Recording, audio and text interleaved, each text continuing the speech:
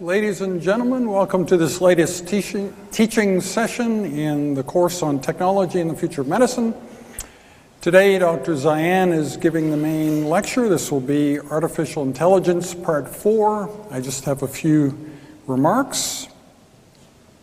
There's always the possibility, because Dr. Zaiane and I prepare independently, that we might someday have the same joke. And if that's the case today, I'm deeply apologetic. But anyway, so machine learning has been much in the news recently, particularly in the funnies. And the other thing that I learned, those of you who religiously read the funnies in the paper, during the week they're in black and white, but on the website there's now color funnies throughout the week. So you're really missing something if you're not looking at the funnies on the web these days. So machine learning, our machine learning technology allows us to track customer preferences, use that knowledge to manipulate them. It seems like a step that happens right before machines take over the earth and annihilate all humans. There's always some one person in every crowd who says that. Not for much longer, apparently.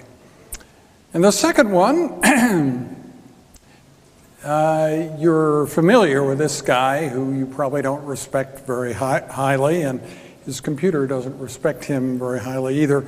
Based on your internet history, you might be dumb enough to enjoy extreme sports.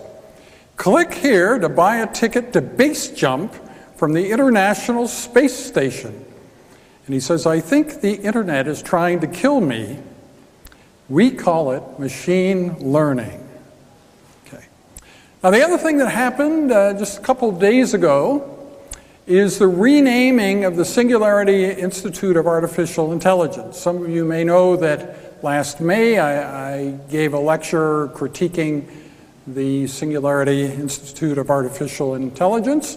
Singularity University took over Singularity Summit and didn't want any confusion in brand name, so they required that the Singularity Institute name themselves something else. And on January 30th, they announced that they are now the Machine Intelligence Research Institute, MIRI. And they say if that's not very appealing to you now, that it will be. You'll learn to love MIRI. That's from them.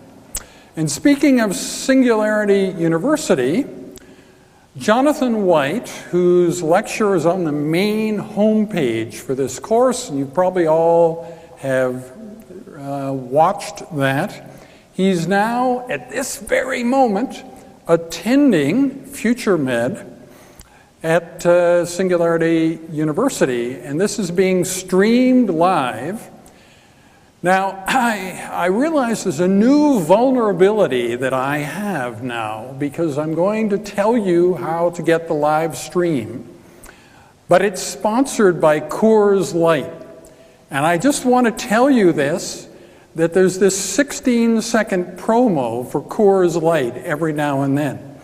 I'm not responsible for this, and if you're a highly suggestible person and if you think that your whole life will be changed watching these 16-second ads for Coors, don't go to the site, okay? But if you think you're strong enough to withstand the urges produced in those ads, then you can watch it live, and it's futuremed2020.com/live. And you'll even be able to see Jonathan White. This morning, he was seated at the back, sort of on the right-hand side, and you'll be able to critique whether he's getting the most out of the conference or whether he's behaving as you would like a lecturer from this course to behave in FutureMed. I think you'll find it kind of fun. Their approach overlaps with what we're doing, but on the other hand is quite a bit different. So I think you might enjoy that. And I've been reflecting a bit then on what we are doing here. What about the technology and future of the medicine course and engaging the real world? Well, we have diversity and balance. We have Bibiana Kujek and Earl Waugh and people like that who kind of represent the more traditional side. And considerable diversity. We have lecturers from all different walks of life and departments. I think this kind of diversity is useful to you in engaging the real world. You remember Dr. Zaiane's story about celestial navigation, right? In 1998, a number of the military naval entities, particularly in the US, phased out the teaching of celestial navigation, which was always the hardest subject. If you were going to learn how to pilot a ship, that was, people had a lot of problems with this course in celestial navigation. So they got rid of the course, and as Dr. Zaiane said, it then turned out that there were these ships in the ocean where the navigation failed and they were absolutely dead in the water. They didn't know what to do. So it's been reinstituted, and people are once again learning celestial navigation. It's a little bit easier because part of the specs you can feed into a computer locally, so you don't have to work out everything in your head like they did thousands of years ago. You just use the sextant and everything as they used to in the old days, and then feed it into a computer, and the computer locally will tell you where you are. And presumably that would work even if communications were severed. Then you remember Shauna Pandya telling you that her CiviGuard app, this is something to allow you to survive in a disaster, right? Well, one of the things that may happen in a disaster is that your network link might go down, right? So suppose the app went dead when the network connectivity went away. That wouldn't be good. So her app specifically has things still useful to you even if there's no connectivity at all. So these are some ideas of kind of the spectrum, the diversity. On the one hand, it's good to know about all the high-tech stuff. It's also good to know what you would need to survive if some of the high-tech things were not working. And speaking of celestial navigation, you may not have realized that intercontinental ballistic missiles also use that, because the feeling is it cannot be jammed.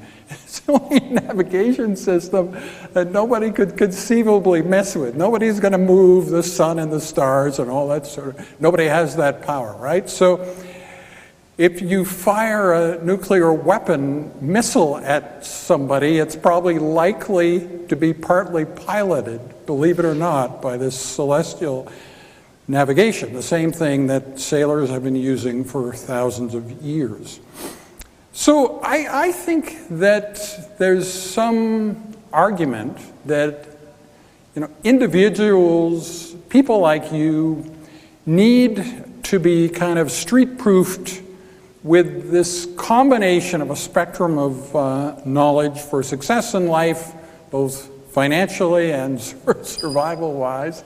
And hopefully that's part of what we're doing in this course. I don't know if any of you know about ruggedized laptops. I'm sure none of you have them because they're not cool at all. They're really ugly. They are like, everybody pulls out their laptop and you would have the ugliest one with the least stylish one. That would be a ruggedized laptop. But a ruggedized laptop will work underwater. You can use it if you've got greasy hands, and you can drop it from a tall building and it will still work. So to some extent, what I hope this course is doing is to make you kind of ruggedized if you need to be, where you would be able to survive, in circumstances where others can't. So I don't know if that appeals to you, but I think it's good every now and then to reflect on what we're actually doing in this course and what the benefits might be of taking the course. Who knows?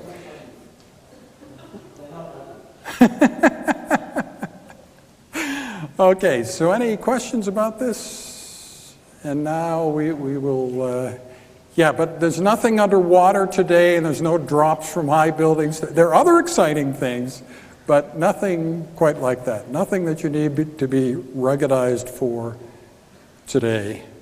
We're still looking for extra volunteers for people to present on March 1st.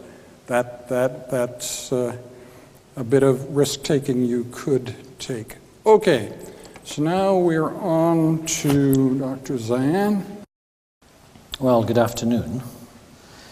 I can tell you Dr. Solez learns quickly. Indeed, he did a very accurate prediction, because I was using... Yeah, I have them both, one in the beginning, one at the end. No, that's fine. So when terms like machine learning enter the realm of jokes and cartoons, it means that they're becoming mainstream.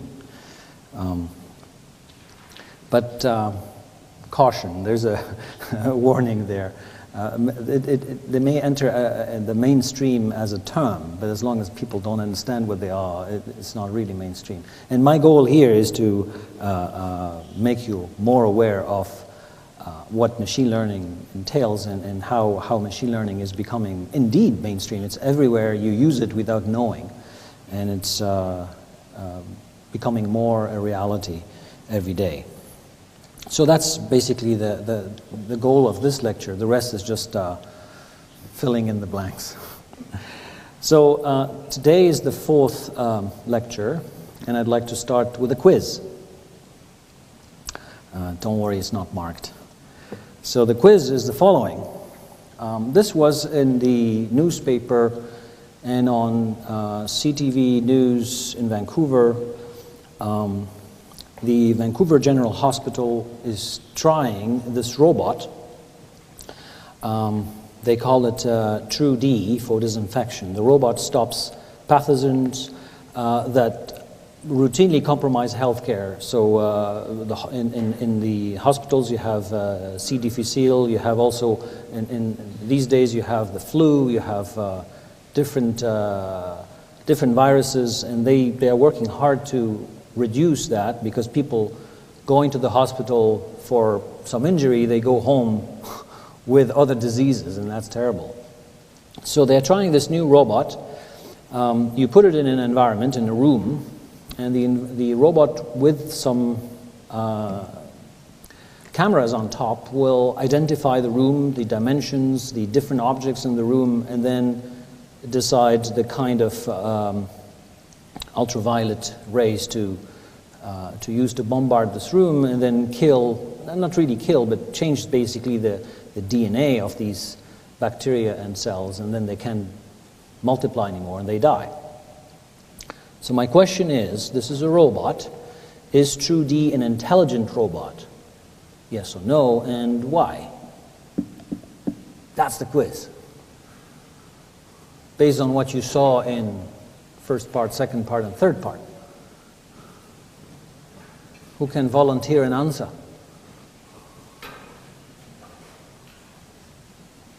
Yeah, thank you. I don't think it's a true intelligent robot. Why? Because this robot cannot learn by itself, and all the work can be done by programming. We can program that how many the passenger found in that place, and then put how strong the UV light. So that's correct. It means you were following. That's good. Thank you. Indeed, so this is not considered an intelligent robot, even though it's a very useful robot, and very expensive, by the way. It's built by a company in Memphis, Tennessee, and apparently about 100 of those are already used in some hospitals in the US, and in Vancouver it's the first place in Canada where they're using it. And the price, I saw two different places where on the internet they advertise $125,000 for this robot. In the news they were talking about $75,000, the pop. So it's quite expensive, but it's not that intelligent. It's not intelligent at all. The only thing it does is just uses a camera to identify dimensions, and then does the uses these light bulbs with ultraviolet. So indeed, it doesn't make decisions, doesn't it's not intelligent because it doesn't think by itself, basically. Okay, so a reminder of what we saw together in the first meeting. We talked about human intelligence and singularity, and I mentioned the fact that this is not a new thing. For many years, we tried to mimic how humans behave, how intelligent they are, and we built different machines, even if we had to fake it, and I gave the example of the Turk. I also mentioned this idea of a scale that goes from the mouse through the human to the intelligent machine. And I said, like a mouse cannot understand our degree of intelligence, we at level 0 cannot conceivably understand the intelligence of something that is superior in that scale. I also talked about the idea of cyborgs, and cyborgs which are part human or part flesh and part mechanic. It can be like prostheses added to a human being, but it can be also cells added to a machine. And I mentioned that these cyborgs are already among us, and we'll have more and more of these cyborgs in our society. In the second round, I talked about intelligence. So this ability to reason, solve complex problems, think abstractly, and so forth, and particularly learn. And then we extrapolated to artificial intelligence, where basically artificial intelligence is a program that will analyze some data, interpret it, get some patterns out of that, and adapt to the change of the data. Well, the data is coming from the environment, so when we build these tools, basically we're trying to exhibit the intelligence of a human. And I said that the study of artificial intelligence has two goals. One, the obvious one, is to create these intelligent computers, but the second one, less obvious, is actually trying to understand how the human functions. We still don't understand very well the intelligence of a human. Okay. In the third meeting, we talked about expert systems, so these machines that emulate the decision-making abilities of humans. So how they have these different parts, the inference engine, the knowledge base, and the fact base. Then afterwards, I mentioned machine learning. There are different paradigms. Machine learning is a means to learn from large collections of data. We use these strands to adapt to new data that we get. And I talked about two different ways to build these machine learning techniques. So one is tree induction. We build decision trees by tree induction. I gave you one algorithm. And then I also talked about a lazy learning technique called nearest neighbor or k-nearest neighbor. We didn't have the time to go through other ones, like neural networks and so forth. But there are many different paradigms. And then I gave you examples of the use of machine learning in medicine in particular. And then we'll get back to that at the end of this lecture.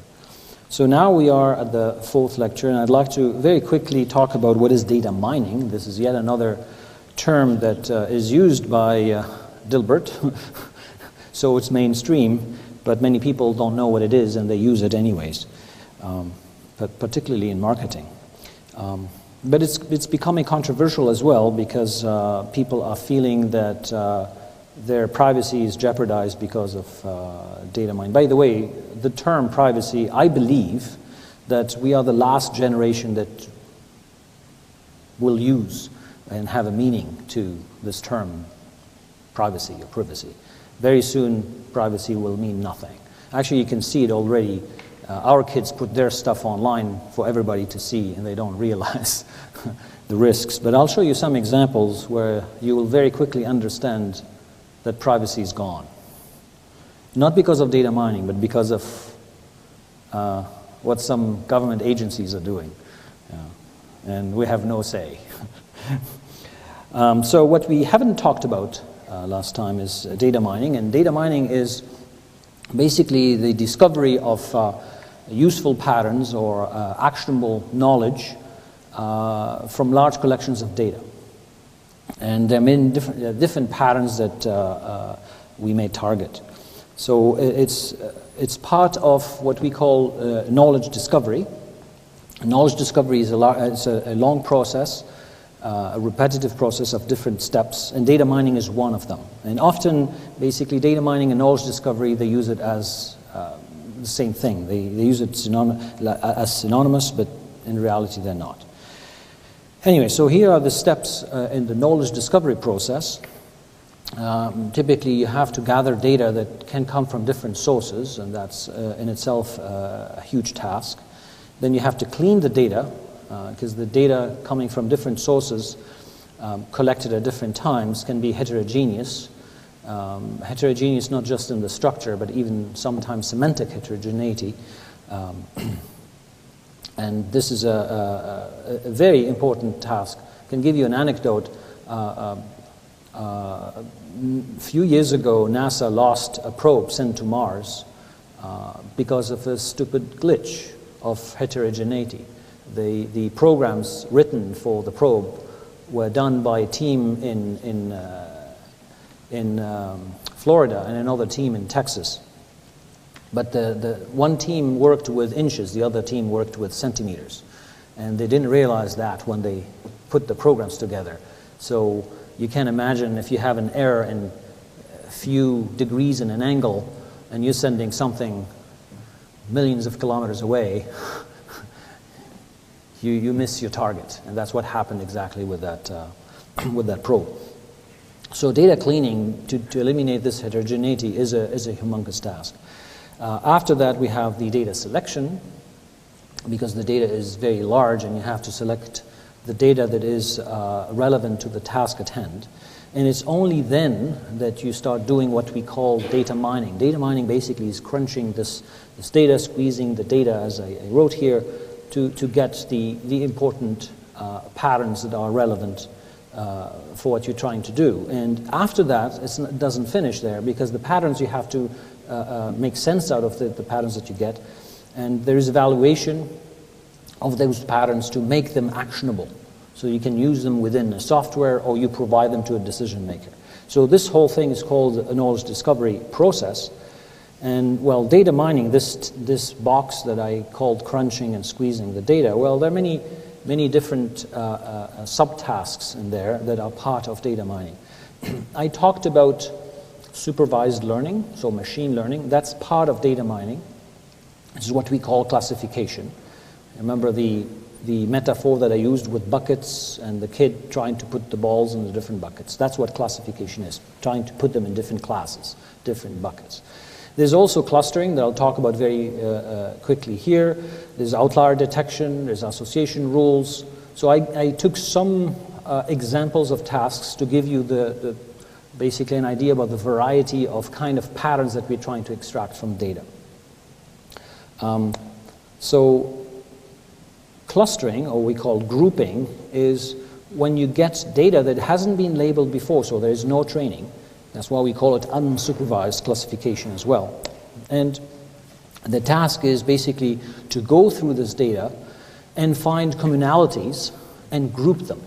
So the grouping, or sometimes we call it clustering or partitioning of the data, is based on a notion of similarity between these items, and the similarity uses features from the data, or attributes.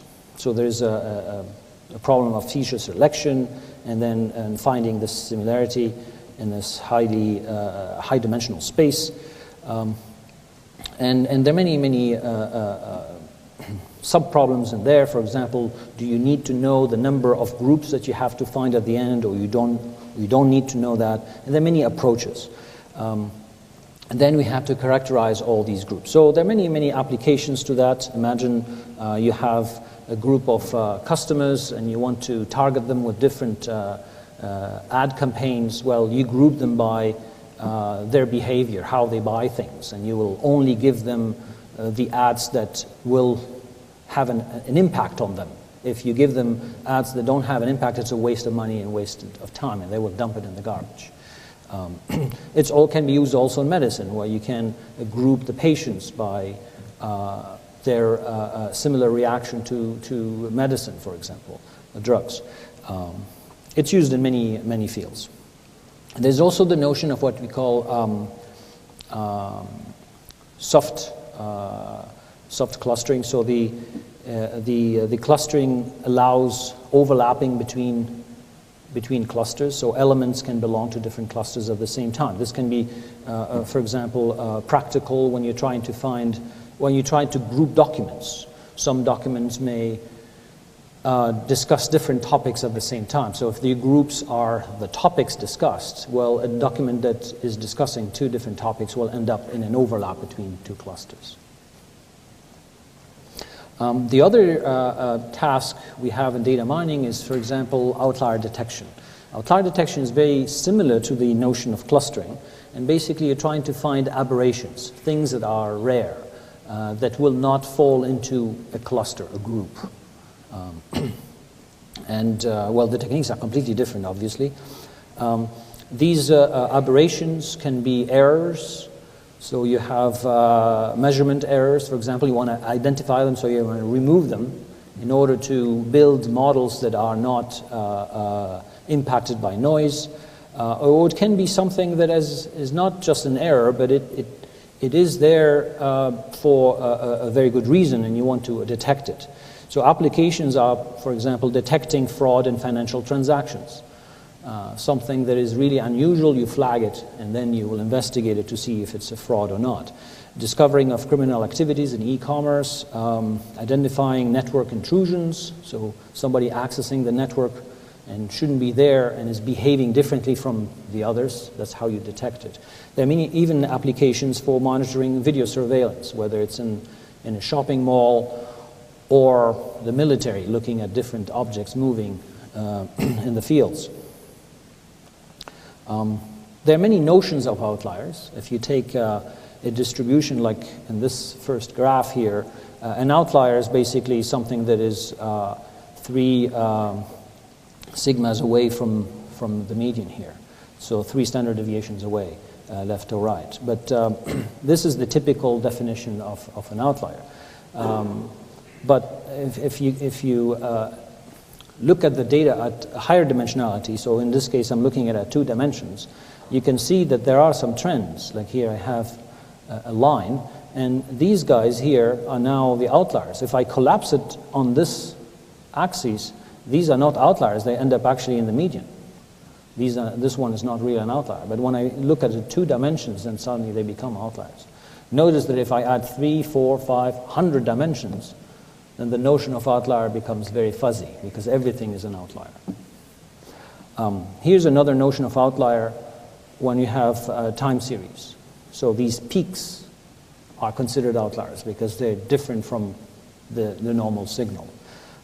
So different applications have a different meaning of what an outlier is, and they had different techniques to identify them. Then finally, I'd like to talk about association rules, and there are many applications for association rules. The goal is to find relationships, not really causality, but relationships between 2 events or phenomena or items in a database. And the best way to illustrate it is with an example that is often used for association rules. It's the case of market basket analysis. So imagine you have a store. The store is selling different products. When people come and buy these products, they put them on a cart and they go and pay for them. When they pay them and you scan all these products, they go in a transaction. So a transaction has all the items that this person bought. So you can imagine these transactions may have different sizes, because some people bought 2 items, the others bought 100. Okay? And the question is to find relationships between one item and the other. So I want to find a rule of the form, if somebody buys bread, what is the probability that they will buy milk or something else? Okay. You wonder, why do I want to know that? Well, decision makers would love to find rules like that for different reasons. They can use these rules to decide about sales. If I know that A and B are associated, if somebody buys A, there's a high probability they will also buy B, then it would be silly to have a sale on A and B together. Actually, I should put only a sale on A, and then maybe increase B, because I will entice them with A and make my money with B. I know that there's a relationship. Okay. Or another decision I can make is, well, if A and B are associated, or they're related, people buy B when they buy A, when I will not put them in the same place in the store, because then they will come, buy A and B and leave. I'll put A on one corner, B on the other corner, force them to cross the store, and maybe they'll buy something else. Okay. So things like that, I cannot decide about these sales or decide about where to put things in my store if I don't have this information. And how do I get this information? When I have millions of transactions and I have hundreds of thousands of items that I sell in my store. It's not trivial. Okay. So association rules is basically finding, so T is the set of transactions that are defined in a finite set of items that I sell in my store, called I. So I want to find rules of the form an antecedent implies a consequent, P implies Q. When P is a set from the possible items, and Q is also set from the possible items. So if I buy bread and milk, what's the probability that I will buy also jam and butter, something like that. Okay. So there are things that are trivial, but there are things that are not trivial at all, and you don't realize it until you look at your millions of transactions. So getting this, there's this notion of support, meaning how many transactions in my database support this relationship. And then there is the notion of confidence, which is the conditional probability that B will be bought if A is bought. Okay. So how confident I am to say that B will be bought if A is bought. Okay. And this idea can be used not just in a market basket analysis, but you can imagine you can have also relationships between words. This is used, for example, in when we're trying to computerize the medical practice guidelines. Okay, there are many medical practice guidelines that are written by humans, and we'd like to build decision support systems to help doctors, but from text, it's very difficult. How do we translate this into rules and feed them in a computer program? So we're not going to ask a human being to do that, because you know how the medical practice guidelines are. You have different ones in different jurisdictions, and they are always evolving and changing, so you want to do it automatically. But there are problems with ambiguity of words. Words may have different meanings. So how do we find a word has different meanings, which meaning to associate with it? So we look at the neighboring words and we find relationships between words and so forth like that. So how do you find relationships between words? Well, it's the same thing as relationships between A and B being purchased at the same time. So you can take text, create transactions of words. Transactions may mean that these words appear in the same sentence, or they may appear in the same document or the same paragraph, and then you find relationships like that. Relationships can be extracted also from medical images. So you have a transaction is an image, and the features here are visual features that you extract from the image. And in addition, you have, for example, a label that says this image has cancer or doesn't have cancer, and then you can find relationships as well. Okay. So anyways, it's useful in many circumstances. So we need to build an effective way, an efficient way to extract these rules. So to extract these rules, there are two steps. The first step is to find frequent items that happen together, or features that happen together. Once you find them, then there's a second step that converts these frequent items into, or frequent sets, frequent item sets we call them, into rules. This second step is called rule generation, is actually relatively trivial. The problem is to find these frequent ones. And you may wonder, well, frequencies just count, 1, 2, 3, how many times they happen. But even though it's simply counting, and computers are known to be very good at counting, it's a very difficult task. Why is it difficult? Because it's an exponential problem. So this is what we call frequent item set generation. It is very expensive. Why? So imagine, just for illustration here, a store that has only 5 items. I only sell 5 items, not 100,000 like some big stores, 5. Now I want to look at all my transactions, and they're defined into this set of 5, and I want to count the frequencies of A and B, A and C, A and D, and this gives me 32 possibilities. Just with 5 items, A, B, C, D, E, I have to count 32 possibilities. So if I have 100,000, that means 2 power 100,000. That's huge. It's larger than the size of the universe. It's impossible to count in a normal, with a normal computer, unless you have a quantum computer or whatever. It's not, doesn't exist yet. Anyways, so it's a very hard problem, and there are techniques. So data mining is about creating algorithmic solutions that scale, like in this case, and find an answer, correct answer, in a very short time. Okay. So basically, we will not build this brute force search space. We'll have techniques to cut through it and only search part of it. Okay, so that's what data mining is all about. Very short introduction. So what I want to talk about now is, we'll go back to this notion of singularity and how AI and machine learning will contribute, and actually they have to, there will be a significant part of this technological singularity. So there are 2 paths basically in here. Why are we doing machine learning? One reason is to assist humans and build decision support systems, so we help our task, help our life, and eventually we'll surpass humans at doing it, and that's the desired kind of path. Doesn't mean that the other path is not desired, but there are warnings there. So the other path is about equaling humans. And if I'm building these systems to equal humans, which is not a bad thing, but the day these machines surpass us, well, there are risks. There are risks if we don't put safeguards and we don't take our precautions. So there could be unintended consequences, things that we didn't think about, and we should think about them beforehand, before they happen. So we should have a risk assessment and maybe put regulations or whatever. I mean, these are things that we have to discuss, basically. That's my point. So the title is about perils and promises of AI, and the perils are an important part, and it's something that we should consider. So AI,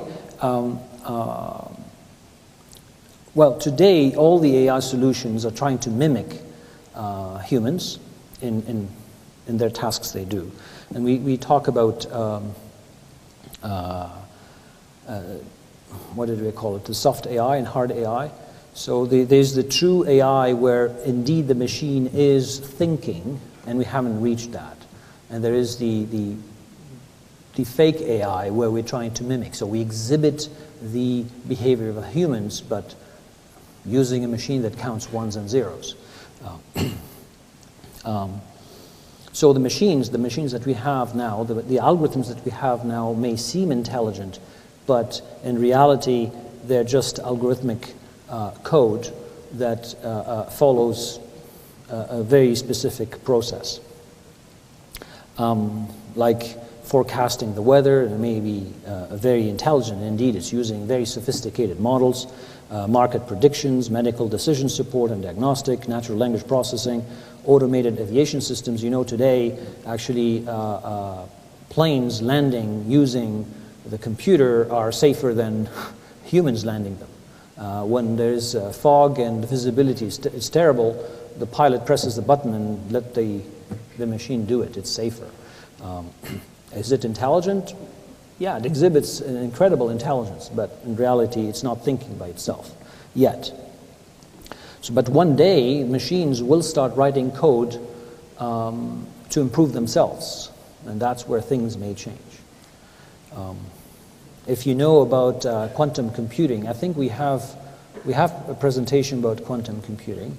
Quantum computing is completely different from the classical computing that we have. So basically, we restricted ourselves by using a Boolean algebra with zeros and ones. So everything in the computer now is 0 and 1. With a quantum computer, we're not restricting ourselves to ones and zeros. We have what we call the qubits, which are basically matrices, and it can do something completely different. We haven't built the quantum computer yet. We have it theoretically. There's no computer yet. But the day we'll have it, it'll change completely the way we program computers, and it'll change completely what computers are capable of. And actually, we don't know what will happen by then. So I want to start with some promises, and at the same time, maybe make you think about what are the consequences of this. So I mentioned this in the past as examples. This is the case of the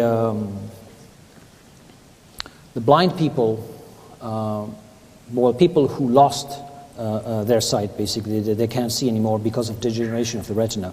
And there's technology today that allows them to see by putting a chip, connecting a chip to the retina. And you have a picture here. This is a one chip done at ETH in Zurich. This chip has 16 pixels. So they excite about few neuron regions and send a signal to make them believe that they see something, and it goes to the optical nerve and it sends the signal to the brain, and then they see something. So in the beginning they didn't see anything, and now suddenly they see shapes like that are moving. Okay. And we start with a small number of pixels in order to train the brain to recognize and adapt to the images, and then we can increase the number of pixels, and then suddenly they'll see complete shapes and recognize things. And as I mentioned last time, this is just the beginning. This can change completely, because as we increase the number of pixels, basically we increase the resolution, and soon the resolution that they can see is way, higher than what we can see today. So not just blind people would like to have this, but even normal, healthy people would like to have these eyes. You probably know that an eagle can see a mouse in the prairies at a very high altitude and then dive to get it. Apparently, if we had the eye of an eagle, we can read a newspaper 100 meters away. We'd like to have an eye like that. But if we wait for evolution, if you believe in evolution, it'll take millions of years. And technology allows us to skip that. So I'd like to show you an example. So I'll do it here.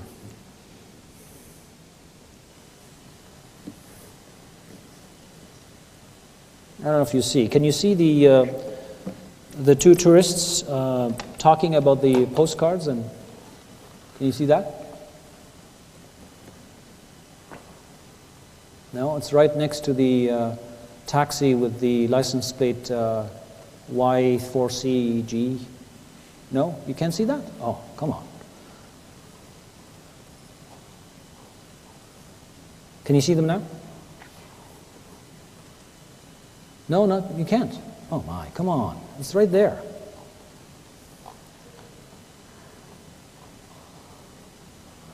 You can see the license plate now.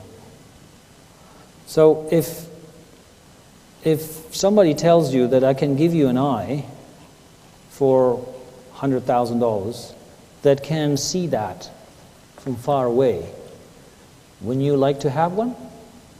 An eye like that? So you can see from everywhere, not there. I mean, you can go to the, I don't know, anywhere in London and say, well, I want to go there and see the details. You can almost see inside, it has to wait for the resolution, you can almost see inside the houses. So this technology exists already. Okay. It's not yet at the level of the chip that you add in the retina, but it'll be there tomorrow. very rapidly. I mean, technology changes very rapidly. This weekend, or just at the end of last week, there was on PBS was a documentary about, if this doesn't convince you, I'll show you another thing, a video very briefly. This is a documentary, maybe I'll show you part of it, about a project that DARPA has to put high-resolution cameras on the drones that they sent. Okay? These drones are everywhere now. You don't see them because they're 6 kilometers high. They're flying at a high altitude. You don't see them. They're small. But they have a very high-resolution camera that is built using cameras from cell phones. They put 368 cameras together in an array, and they take multiple pictures at the same time. Actually, they're not pictures. What I showed you before was a picture. Now they can take videos. And this is the next generation of surveillance. For the first time, we actually have permission from the government to show the basic capabilities. It is important for the public to know that some of these capabilities exist. Engineer Yanis Antoniadis designed the new sensor, known as Argus. With 1.8 billion pixels, it's the world's highest resolution camera. Argus fits inside this pod that attaches to the belly of a UAV. But because much of the work is classified, we can't see the sensor itself. Because we are not allowed to expose some of the pieces that make up the sensors, so you get to look at pretty plastic curtains. Also known as Wide Area Persistent Stare, Argus is the equivalent of having up to 100 predators look at an area the size of a medium-sized city at once. This image was taken 17,500 feet above Quantico, Virginia, and covers 15 square miles. This whole image is at a very, very fine resolution. So if we wanted to know what is going on in any spot along this image, say near this building at this intersection, we can generate a moving image that shows what's going on in the area. Simply by touching the screen, Antoniadis has opened up a window showing a detailed area, while still maintaining the broader context. And everything that is a moving object is being automatically tracked. The color boxes represent that the computer has recognized the moving objects. You can see individuals crossing the street. You can see individuals walking in parking lots. There's actually enough resolution to be able to see the people waving their arms or walking around, what kind of clothes they wear. And you could pick the location of where you produce these images anywhere in the entire field of view. Antoniadis can open up to 65 windows at once and can see objects as small as 6 inches on the ground. From even 17,500 feet, the white thing that you see flying around is a bird. Argus streams live to the ground and also stores everything, 1 million terabytes of video a day, which... So I'm going to stop here. But basically, think about it.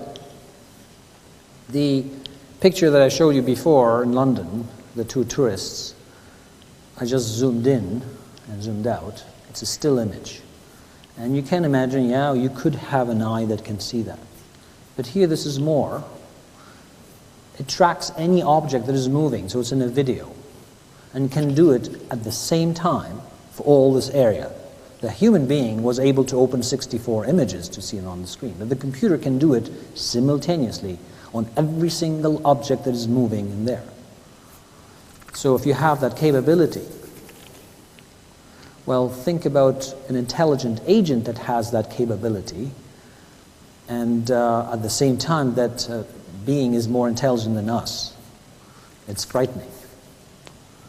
Well, this technology already exists. It's here. They're using it for other purposes.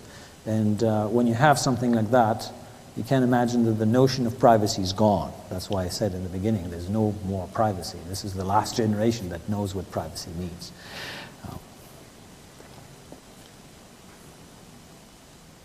Laptop 1? 2.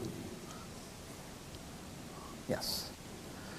So the same thing is true for other implants, like cochlear implant or whatever. I mean, it can add incredible capabilities that we don't have today, and we don't want to wait for evolution to give us these capabilities.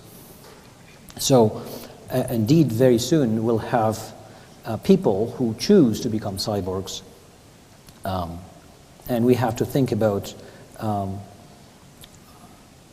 what is a human and what is machine, and what is more cyborg than a human, what is more human than a cyborg, and what is more a machine than a cyborg, and so forth. All these definitions are quite important to think about today.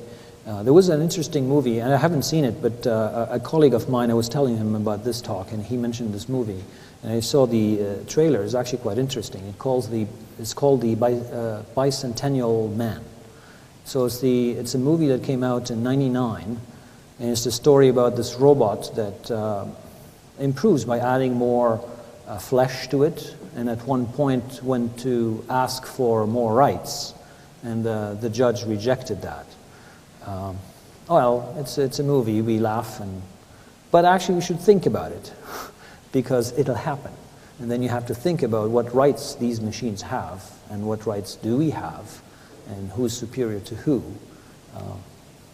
because this will happen tomorrow, since some of these technologies exist today. Okay. There's another article that came on the 31st of January. This is in Technology for Doctors, so some of you may know the online magazine. And it was talking about the IBM challenge that they have every year. They unveil new innovations. And so this is the 7th annual IBM 5 for 5, so 5 innovations that will change the world in 5 years. And they were talking about giving machines sight, sense, smell, taste, touch, so the senses basically. And they mentioned how close we are to that. So in the next 5 years, we'll be able to give to the computer these senses.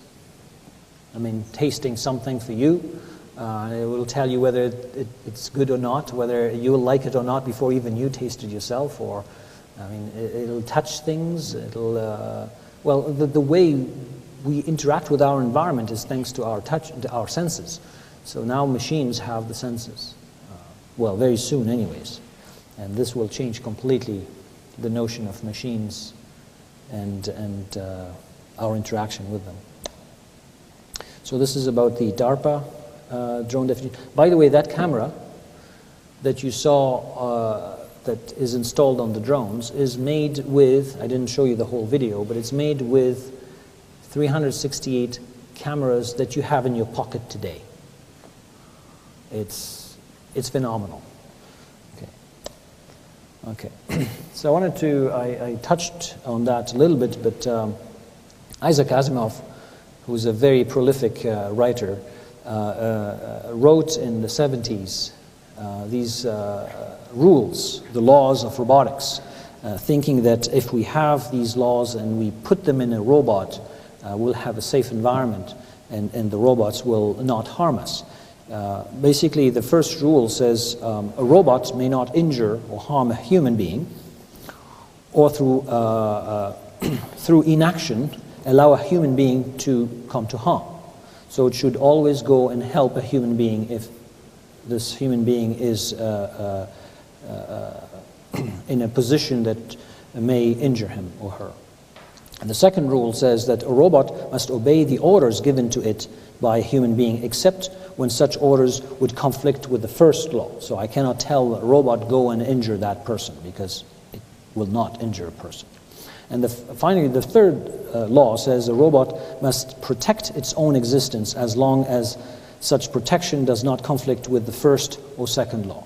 So it may, in the process of helping somebody destroy itself happily, that's fine, but it should not destroy itself just for the destruction of itself. There's no suicide, basically. And basically using just these three rules, it guarantees that according to him, guarantees that robots will not harm us, or basically machines will not harm us. However, when you think about it, this makes robots slaves to humans. That's what these laws are saying.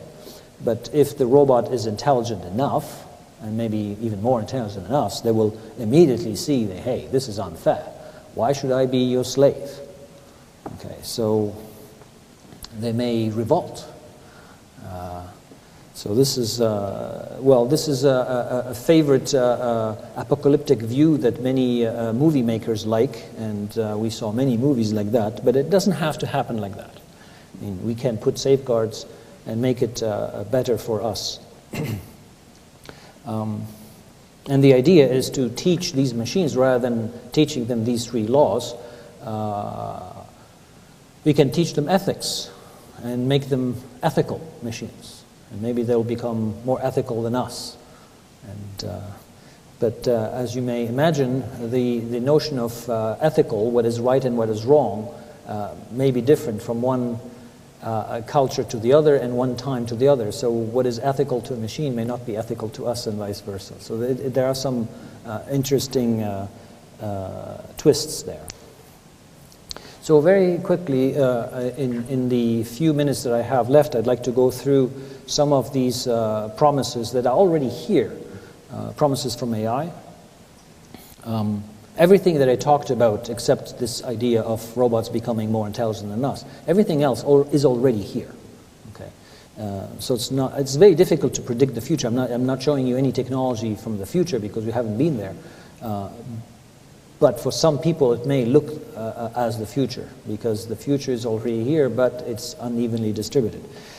So here's some technologies that will change our lives, thanks to machine learning. So autonomous vehicles, they're already here, and we have already cars that are driverless, and they are moving with the other cars in Nevada, California, and I think Florida already allowed it as well, and soon it'll be everywhere. Handwriting recognition. It's technology that is already used for many years already, not only by the postal system to read automatically postal codes and send the envelopes to the right place, but also by some pads and telephones. Smartphones. You write by hand and it'll convert it into text and mathematical formulae automatically and store it in files. So that is done thanks to machine learning, because it learns to recognize the different characters, it learns to recognize different symbols and so forth. So this is already here too. Spam filtering. I mentioned that before. Spam filters don't follow boring rules anymore. They learn and adapt as the spam is changing and as you change your behavior as well. It looks at you, what you select and what you don't select. Credit card fraud detection. Whenever you scan your credit card, an authorization is requested, and before the authorization is sent back to the merchant, there's an algorithm with machine learning that detects whether this is an acceptable, legitimate transaction or fraudulent transaction based on your previous purchasing behavior. This exists already. There's a lot of work on financial applications as well, so detecting transactions that are fraudulent in the market, and now with high frequency trading, it's impossible for humans to do that. So the machines are looking at fraud within high frequency trading. Recommender systems. When you purchase something online, many of the systems that exist will tell you, hey, since you bought this, I'll recommend that, based on your previous purchasing behavior or based on your friend's purchasing behavior as well. Especially now with social network data, they know who are your friends, and if your friends are your friends, it means that you're sharing some affinities for some things. So if they buy something, maybe you will buy it as well, and they will recommend it. They all are based on techniques from machine learning. Adaptive interfaces. So this exists already. You've seen it.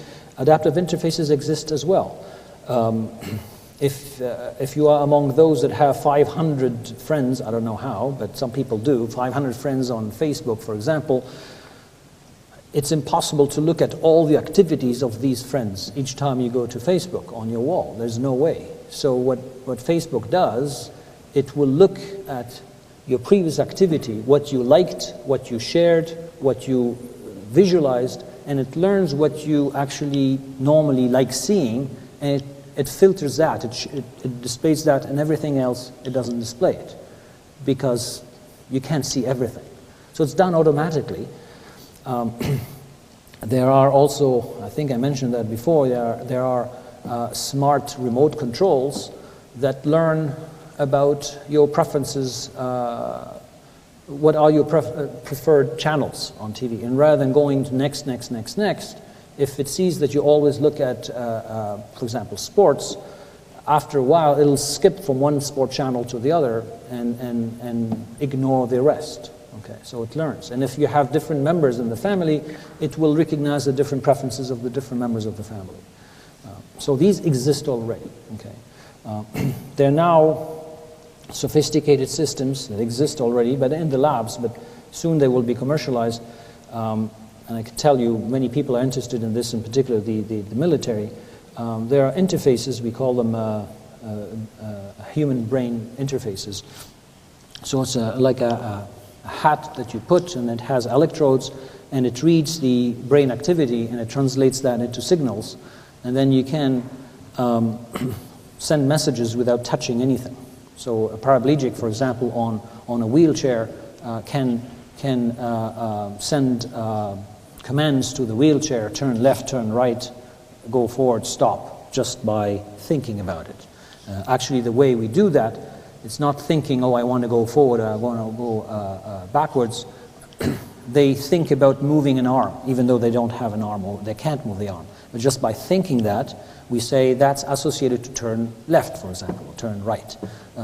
Move the leg is associated to another command. And then the machine will learn to recognize these signals that are specific to that wish to move the arm, for example.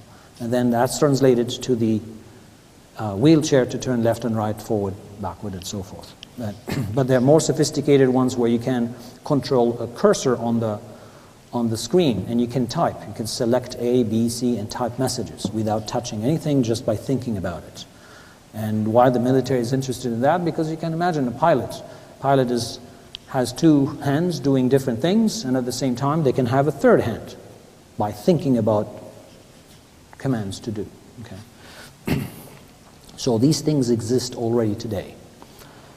So in medical applications, and I'll finish with that quickly to allow you to ask questions if you want to, there are many, many applications in medicine for machine learning, and they exist already. I mentioned the case of mammography, so detecting automatically the mammograms that have cancer, and giving suggestions to the radiologist, for example. Same thing can happen with segmentation of brain cancer. We have techniques also that can predict how the tumor will progress in different directions. So today, when somebody has to go through surgery or radiotherapy, they don't just cut or bombard, radiate the tumor itself. They go, for example, 1 centimeter around or 2 centimeters around it. So to prevent that after surgery or after treatment it'll continue to grow. Well, we can predict exactly how the tumor will grow, and if it's going to grow in one direction more than the other, why cutting 2 centimeters around and removing healthy tissue? We actually should cut maybe less on one side and cut more on the other side where we predict that it'll progress. We can also allow, well, with machine learning, we can predict, for example, the survival time of a patient, and that would give enough information to, or better information anyways, to the doctor to decide what treatment to use instead of degrading the quality of life of a patient for nothing when he or she is going to die in a few months, or actually wasting money on other treatments and things like that. Machine learning can also be used to help radiologists do segmentation. So in the case of brain tumor, you have this MRI, so different slices, and a radiologist will spend about 20 minutes to do the segmentation by hand, slice by slice. It's very time consuming, it's very expensive. So what machine learning can do is it can do the segmentation automatically based on training data, but then present it to the radiologist, and rather than the radiologist doing it from scratch and taking 20 minutes, they will just adjust what the computer segmented automatically, and it'll take 5 minutes. So they'll save time. There's a lot of work on the use of machine learning for analyzing microarray data. A case that I want to talk about is the case of detecting whether the breast cancer patient is estrogen receptive negative or positive, because based on the negativity or positivity will give different treatments, different drugs. This is for an adjuvant treatment after surgery, for example. When we want to give a second treatment to make sure that everything is gone. So either we do hormone therapy or chemotherapy or radiotherapy. This is the case where we want to see if this patient will respond to hormone therapy. And so we train a system based on data from past patients, and it actually detects the ER plus or ER minus. I'm skipping here very quickly. Very efficiently. You know that today the accuracy is about, the error rate is around 20%. So the accuracy 80% to detect whether a patient is negative for one hormone or the other. So we are checking 3 different hormones. This technique is way more accurate. Okay. And it's employed in many other cases, not just for detecting the ER plus or ER minus. We also predict prognosis, kidney transplant prediction, prostate cancer. We will predict the toxicity level. Cancer decaxia is when patient lose muscle mass. So we can predict if this person is losing muscle mass or not. Anyways, there are many prediction tasks that machine learning can do in the medical domain and create very sophisticated decision support system and help the doctors, basically. This is the case of prostate cancer. I'll skip it. It's basically, and finally the copycat. And I'll stop here to give you again the opportunity to ask questions and have discussions. And thank you very much for your attention.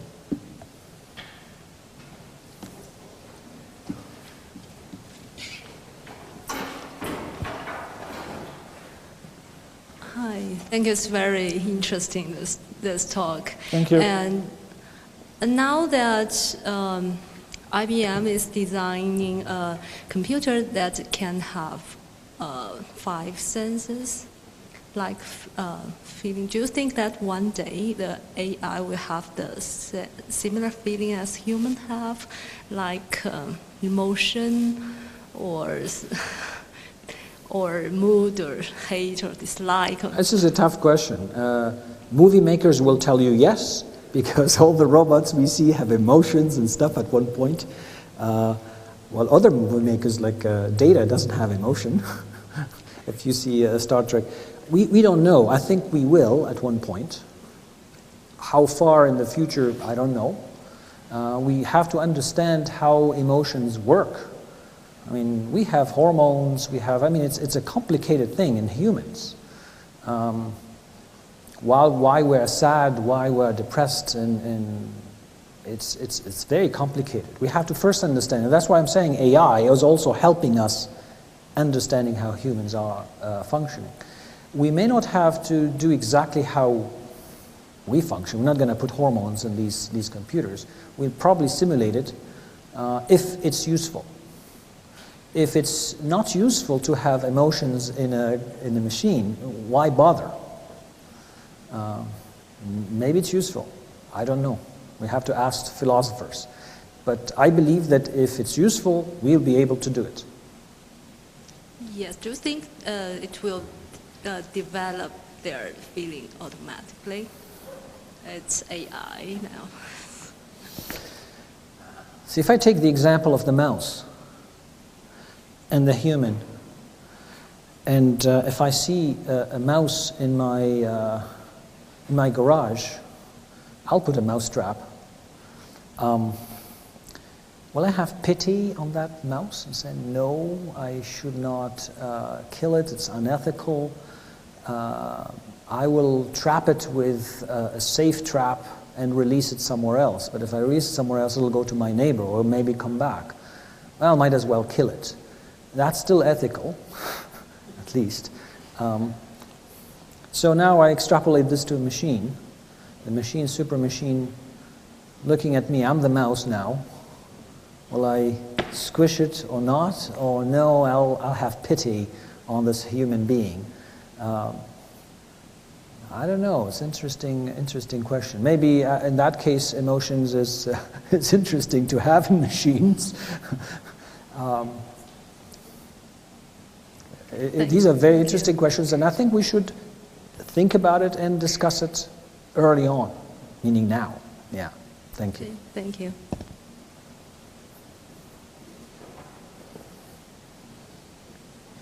My question is about serendipity. With all the grouping that we're doing, aren't we just building multiple echo chambers? How do we break out and be exposed to other ideas? I didn't really get your question. Can you rephrase it? So if we're learning about it for Facebook, yes, they learn everything at all of what we prefer to see. There's something else interesting going on with another contact that we don't.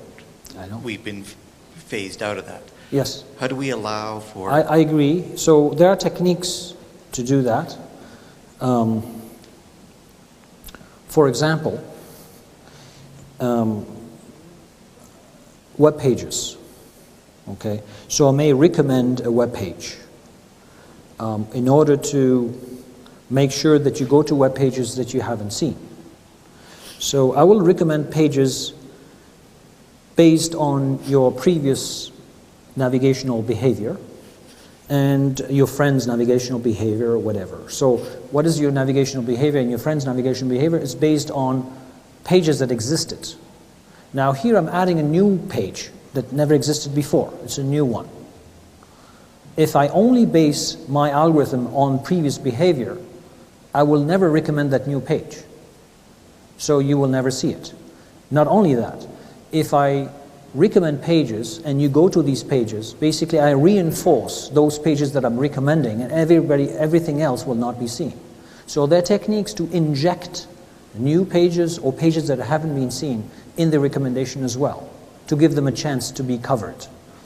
Now, in the case of Facebook or other adaptive interfaces, they don't disclose their algorithm, but I suppose that they will use similar techniques to avoid having a focus on one area and forgetting the rest. In what frequency and how they do it, they don't disclose it, but the principle is there. Does it answer your question? Okay. So we're out of time. Thank you very, very much. Okay. Thank you.